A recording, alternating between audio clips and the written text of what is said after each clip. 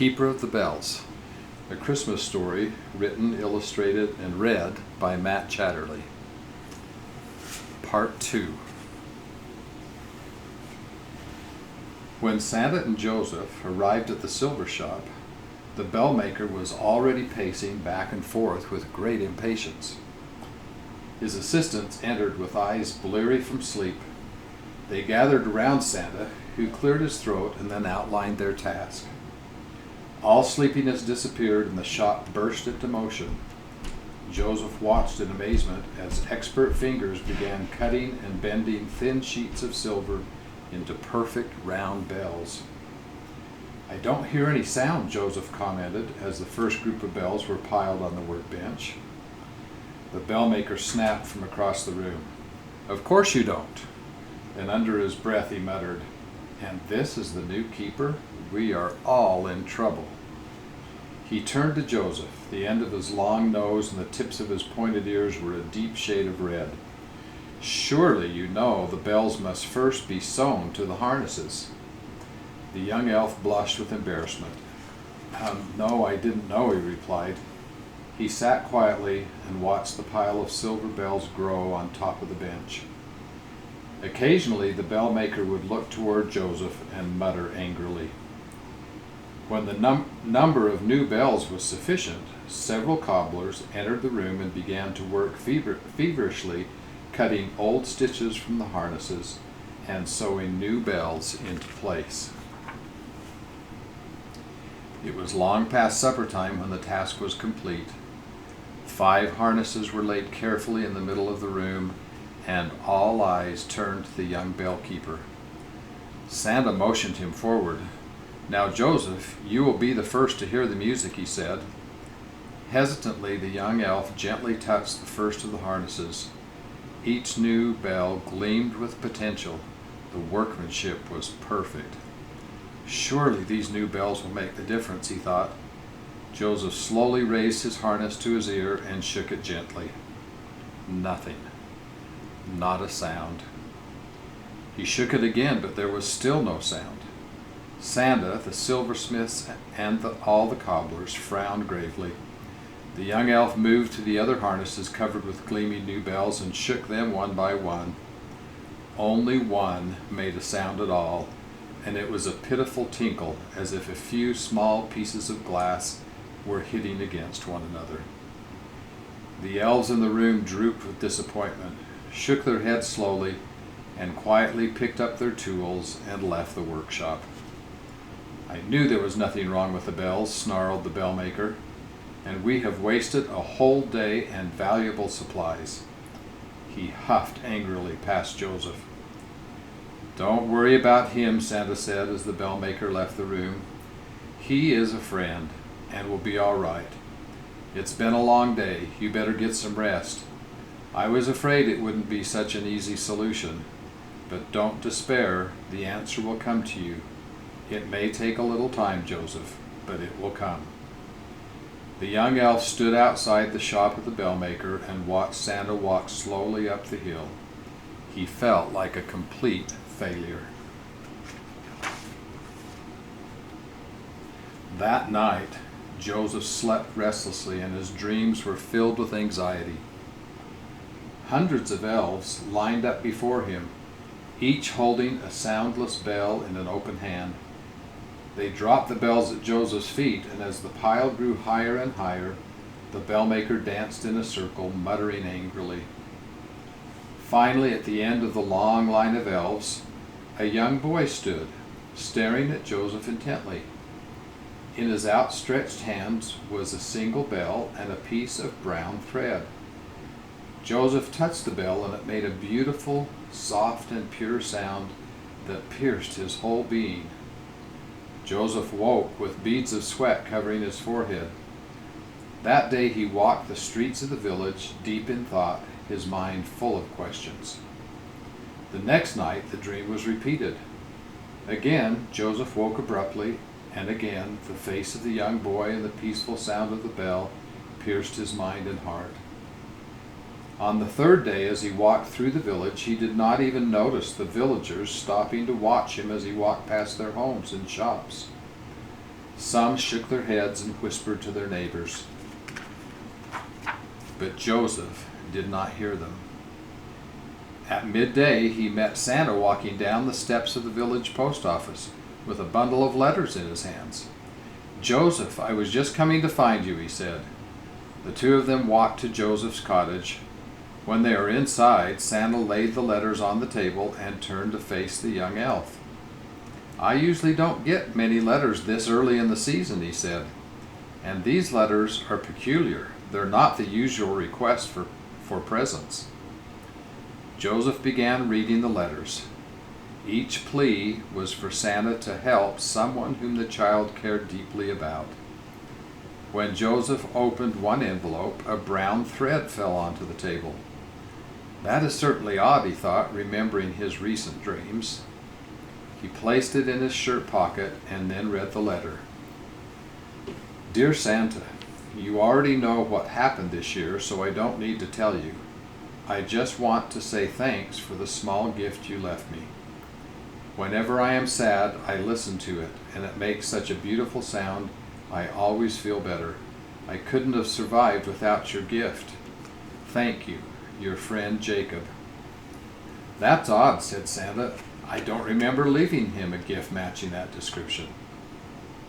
Joseph finished all the letters and looked at Santa questioningly. "I received these letters just this past week," Santa commented. "I thought you should know about them. Maybe they are connected to the silence of the bells. Maybe they will help." In the middle of the night, Joseph, new keeper of the bells, woke with an idea. "The thread!" he exclaimed. He found his shirt on a nearby chair and reached into the pocket. There was the thread from the letter, just like the one in his dream. He thought of all that had happened to him in the last few months, everything he had learned from Abraham, and suddenly strongly felt his grandfather's presence. He retrieved a parcel of paper, sat at his desk, and began to write. When sunlight reached his window the next morning, Joseph stopped writing and leaned back in his chair. He put his pen down, massaged his hand, and looked at the neat stack of papers resting on the corner of the table. He dressed and left the cottage, walking toward the silver shop where the bellmaker was just unlocking the door to begin the new day. The elf turned and gave Joseph a sour look. Undaunted, Joseph asked, "Do you think I could have all the old bells?" The bellmaker looked back with distrust. "There is nothing wrong with those bells," he said. "I have checked every one. My workmanship is not to blame." Joseph interrupted the old elf's outburst. "I know it is not the bells that are the problem," he said, "but they, in fact, could help fix the problem. Please, may I have them?" he asked. The bellmaker looked surprised and then stammered, Well, why, yes, of course, I kept them in a box." The young elf carried the bells to Santa's cottage. When the door opened, Santa looked down at the bellkeeper and knew an answer had come to him. "May I have all the letters asking for help you have received so far, Santa? And will you give me permission to respond to them with a special mailing from the North Pole Post Office to go out immediately?" Santa's eyes twinkled. "Of course, Joseph," he said approvingly. He picked up the stack of letters tied in a neat bundle, waiting just by the cottage door. Back in his own cottage, Joseph folded one sheet of paper from the stack of letters he had written, took a bell from the bellmaker, and placed them together in an envelope. He then took a letter from the bundle Santa had given him and copied the return address onto the envelope and placed it in a bag next to his chair. He repeated the process for each of the letters Santa had received. When he got to the letter written by the boy who had sent the brown thread, the young elf took out a clean sheet of paper and wrote carefully before placing the letter in an envelope and copying the return address. When all the envelopes had been addressed, Joseph sighed deeply. He heard a noise from outside, and stretching slowly, rose and opened the door, peeking out into a bright orange sunset. He was surprised to see the village postmaster standing on the doorstep, but turned to retrieve the bag of letters he had just finished, grateful he did not have to carry it to the post office. He returned to the door and opened it wider, placing the bag in the postmaster's arms. And then he stopped in amazement.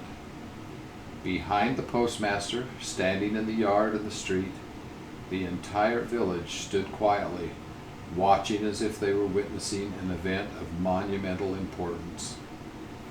That night, Joseph did not dream. The next morning, dozens of children around the world awoke to find a letter on the spot a tree would have stood if it had been Christmas. Each child looked in surprise at the envelope addressed to them in simple handwriting. Inside each envelope was a beautiful silver bell and a note that said simply, "Thank you for your letter to Santa. As a special gift from him, please find enclosed a bell from the harness of one of Santa's reindeer. Its sound will bring you peace and assurance that you will find the gift you seek. Faithfully, Joseph, keeper of the bells of Christmas. P.S. If you do not hear the bell at first, do not give up. The sound will come." Each child read the letter several times and then gently shook the enclosed bell. Jacob's mother walked into the cluttered living room that was in desperate need of a vacuum and saw the envelope. "That's odd," she thought, and crossed the room to look more closely. It had Jacob's name written on it, and she wondered who it could be from.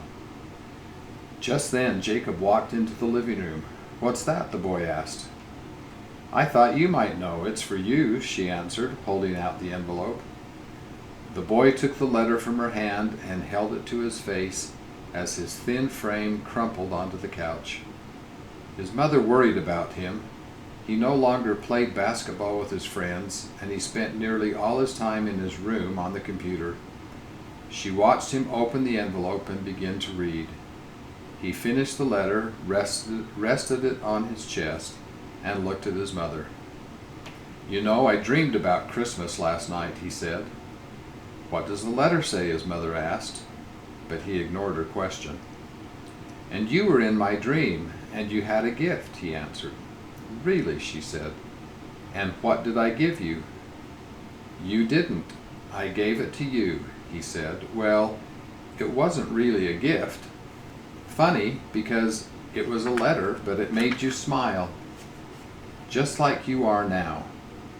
He held out the letter to his mother, and she took it and read, "Dear Jacob, Santa is aware of all that has happened this year. He is glad you have the bell, and its sound has brought you happiness. By the way, it is from Cupid's harness. Thank you so much for your letter. It was a great help. Do not give up hope. Sincerely, Joseph, keeper of the bells of Christmas. P.S. I am returning the thread you sent to Santa." Joseph's mother looked inside the envelope, and there was a short piece of brown thread. She looked back at her son questioningly.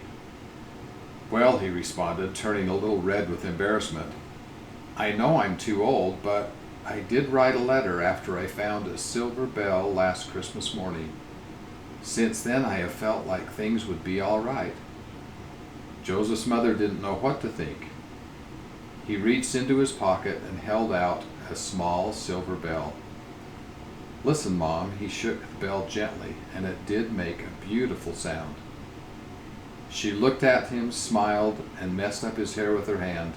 "Well, I do think things will be all right," she said. She gave the envelope back to Jacob. Santa continued receiving letters from children, and Joseph continued writing notes of encouragement.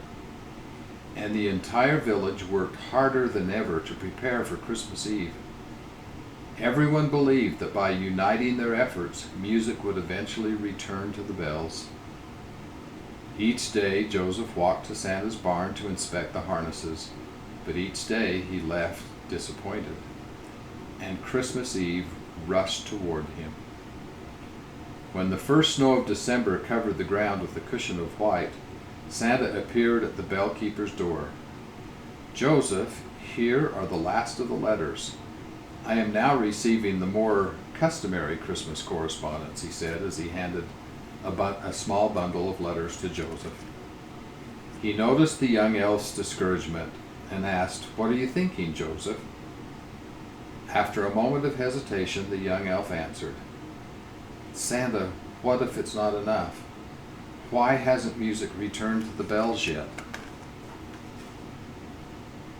Santa sat on a nearby stool and answered thoughtfully. "Those are honest questions, my young friend," he stated, and then a tender smile deepened the creases around his eyes. "Joseph, children wrote those letters because the seed of hope was already in their hearts. That seed just needed nourishment so the fears of the world would not choke it out. Your kind words and small gift were that nourishment. You have done everything that you can. However, the full answer is a miracle far beyond our abilities, Joseph. You must have faith and wait for the answer to occur." Santa smiled again. There is nothing more contagious than the hope and wonder of children. Deep down, every soul, old or young, yearns for the same feelings to be reawakened within them. That is the wonder of Christmas. Its spirit is for everyone, Santa concluded. Joseph sighed and nodded gratefully. Children and music have always carried the message of Christmas. The first gift of Christmas was the child of hope, and music, the divine companion of the child at his birth, was the second gift. Those gifts will awaken the world, Joseph. Keep having faith and hope. And so it began. Across the world, a simple letter and a small silver bell brought the pure music of Christmas to young ears ready to hear and hearts ready to feel. Hopefulness grew, and even adults heard the sound of bells as they worked and walked and window shopped. Children gathered gifts for brothers, sisters, parents, and friends. Tired moms and dads found new energy in tiny faces filled with excitement. Those with means left anonymous gifts for those without. Merchants focused more on mankind than on merchandise. Friends and family released their grip on grudges and offered open arms filled with forgiveness and grace. Even enemies ceased their animosity and celebrated the season together. Cynics who had not listened to carols in years stopped in malls and on street corners and sang with youthful choruses. Scowlers smiled, meanness melted away, and kindness kindled kindness. One morning, as Christmas approached, the old bellmaker was walking from his workshop to Santa's barn, whistling his favorite carol. Suddenly, he was aware of the most beautiful sound he had ever heard floating toward him on the breeze. He turned and ran toward the village. "Joseph," he cried, "Joseph, come quickly. Santa, come to the barn. The bells have sounded. The bells have sounded."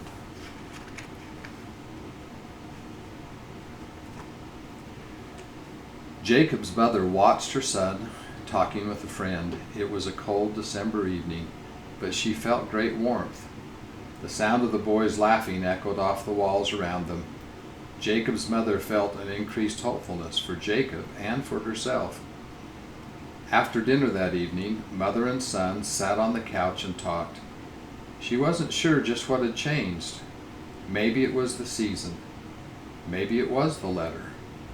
Maybe it was because hope had expanded to fill the hole that had threatened their lives. She wondered if he was still dreaming about Christmas.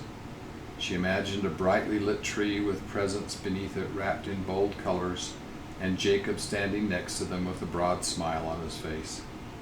"We haven't put up a Christmas tree yet," she said. "Let's go find one tomorrow." The toys that had accumulated in the great warehouse since last Christmas had been counted, cataloged, wrapped, and prepared for Santa's sleigh. Joseph walked through the wide doors and looked around the great hall, now being prepared for the annual Christmas banquet. The festivities did not begin until evening, but hundreds of elves were busily preparing for the event, celebrating the completion of the preparations for Christmas Eve. A large platform had been constructed at the front of the hall, and he could smell wonderful aromas from the kitchen, where the village's premier chefs were hard at work. He closed his eyes and drew a deep breath. It won't be long now, he said to himself, though it seemed like a very long time since last Christmas. Joseph felt a little like a kite that had escaped its string and wobbled in the air high above the ground, weaving back and forth wildly. He thought of his grandfather, and in his mind he could hear Abraham's voice. I still remember how I felt so many years ago, entirely inadequate and very unsure. But I have found since, Joseph, that strength and ability sufficient for each challenge were granted to me as I needed them. That has certainly been true, Abraham, Joseph said aloud, and turned and walked from the warehouse. That evening, Joseph sat on the platform with Santa, Mrs. Claus, the bell maker, and other dignitaries. Dinner was served with great ceremony by plump elves dressed in black coats and pants, red silk shirts, and green bow ties. Everyone ate and talked, and then Santa stood to speak. It has been a glorious season, he exclaimed to hearty applause. I do not think I have ever seen our village pull together or work as hard as we all did this year. One night a year I travel the earth, and the world associates the goodness of Christmas with me. But in fact, I only deliver the products of your labor. Thank you for your skill and service. The room again erupted into clapping, whistles, and shouts. Santa then spoke with deep feeling. As you know, this year we lost Abraham, keeper of the bells, for more than 300 years. It is fitting tonight that we take a moment and remember him for his service and his immeasurable contribution to the great cause of Christmas. The room was silent while every elf contemplated Abraham's service. Then everyone jumped out of their chairs, stamped their feet, and clapped their hands in a long and thunderous ovation, for Abraham was indeed well loved. Now, said Santa, as he motioned to the young elf sitting on the platform, young Joseph was called and trained as the new keeper of the bells of Christmas. Joseph looked out at a sea of faces before him. He almost immediately faced circumstances that would have been fearsome to any one of us. And yet he met them with faith, hope, and love, the very essence of our season. Joseph, we are grateful for your willingness to serve us and the world as keeper of the bells. Santa's voice boomed out loudly.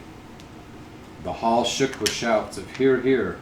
The clapping of hands and stomping of feet were joined by ringing bells as each elf held a gleaming silver bell high in the air. And now, Santa announced, you can see and hear for yourselves the new bells of Christmas as I take a trial flight above the village. Never had Santa been so merry.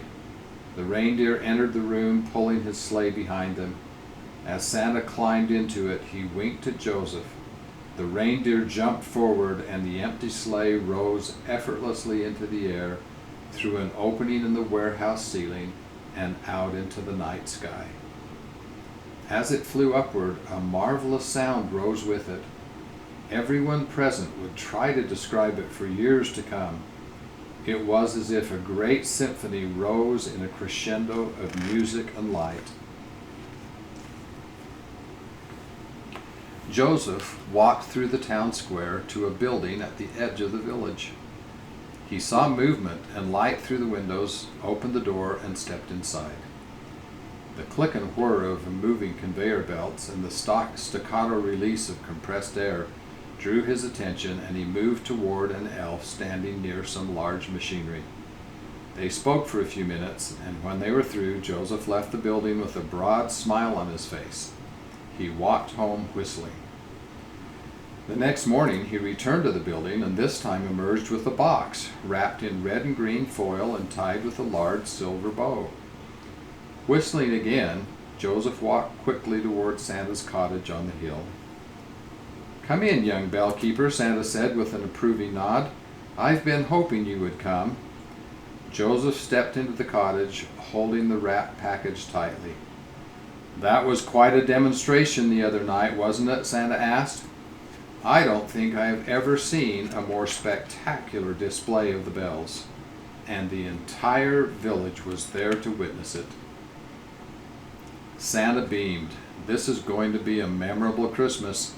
We should never forget that great things come from very small beginnings." He winked at Joseph. Santa looked at his young friend. "What do you have there?" he asked. "Well," said Joseph, "it is something that I asked the elves to make.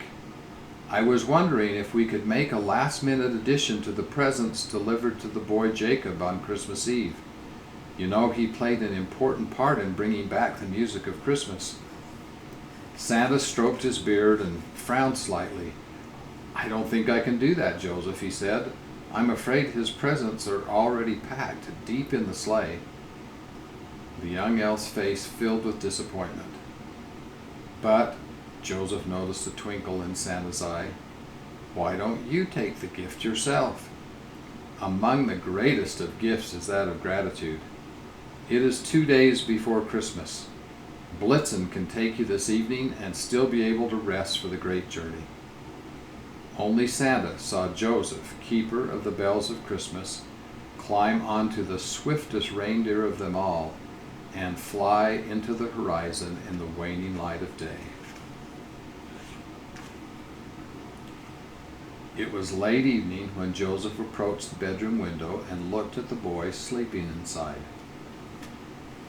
The window latch flipped open without a touch, and the elf climbed inside carrying his package with him. He sat on the edge of the bed, and a tiny bell jingled on top of the nearby dresser. The boy stirred, but did not open his eyes. "You are exactly as I saw in my dreams," whispered Joseph. He placed the package tied with a silver bow on Jacob's bed and whispered, "Thank you, Joseph, for hearing the bells of Christmas." He walked toward the window, but then stopped and went to the dresser. He took a strip of leather with several silver bells sewn slightly to it from his pocket and placed it next to the solitary bell. A beautiful sound filled the room as he quickly turned, stepped back through the window, and was gone. Jacob opened his eyes, felt cold air coming from the open window, and arose to shut the latch. As he turned back to his bed, he noticed the package. He picked it up and read the tag, which said simply, "To Jacob, in gratitude for hearing the bells of Christmas." He quickly tore open the wrapping, and the box revealed a gleaming new pair of basketball shoes, unlike any he had ever seen. He picked up the sneakers and turned them over and over. Stamped into the tread of the soles were the words, "Keeper of the Bells of Christmas." And there was a note in the box which read, "Dear Jacob, there are no shoes like this in all the world. They were specially made by Santa's elves. With them, you will jump higher and run faster than you ever have. Please accept my thanks and my assurance that everything will be all right. Your friend Joseph, keeper of the bells of Christmas." From the dresser, a beautiful sound swelled to fill the room. Final preparations for Santa's trip were complete. All the presents were wrapped in packages, tied with ribbons, and packed tightly in the large brown bag bulging to overflowing on the back of the sleigh. As the reindeer pranced in place, 18 elves positioned harnesses gleaming with silver on the shoulders of 9 beautiful animals, their coats brushed and gleaming. Each polished bell glistened with the reflection of thousands of lights illuminating the village square. The sound of bells merged softly with the whispers of the crowd gathering to see Santa off on his journey. The whispering diminished as Santa stepped forward and turned to the crowd. "Thank you all," he cried, "for bringing Christmas to the children of the world, young and old, on this blessed night." Santa climbed into the sleigh and picked up the reins. The reindeer sprang forward, and the sleigh rose slowly into the air. As it reached higher and higher, the music of the bells sounded like a great pipe organ, and the elves heard voices singing, "Joy to the world, and peace on earth, goodwill to men." Joseph, keeper of the bells, looked on with great emotion. On Christmas morning, Jacob woke before daylight, jumped out of bed, and put on the shoes Joseph had left him. He rushed to the living room, where hundreds of tiny lights sparkled on the tree and brightly wrapped packages spilled out from beneath the branches. His mother was asleep on the couch, so he sat on the floor and waited until she opened her eyes and saw the enormous smile on his face. After presents were opened, Jacob handed a small package to his mother and said, "Merry Christmas, Mom." She unwrapped it and took out a small leather strip covered with perfect silver bells. "I found these in my room last night," he said, "along with these," and he pointed at his feet and grinned. There was knocking at the front door, which opened as Jacob's friend and his mother leaned into the room, exclaiming, "Merry Christmas." They entered carrying a round package wrapped in newspaper. "Did you wrap this yourself?" Jacob teased his friend as he took the package. "I wonder what it is." "I don't know," replied his friend with a mock grin, "but we should try it out and see if you are any good." "I can show you right now," Jacob said, and they both ran toward the door. As his friend jumped from the porch onto the snow in the front yard, he stopped and said, "Did you hear that? I thought I heard sleigh bells." "Yeah," Jacob answered, "I heard them." And then, jumping after his friend, he shot the ball in a high, perfect arc toward the rim of the basket.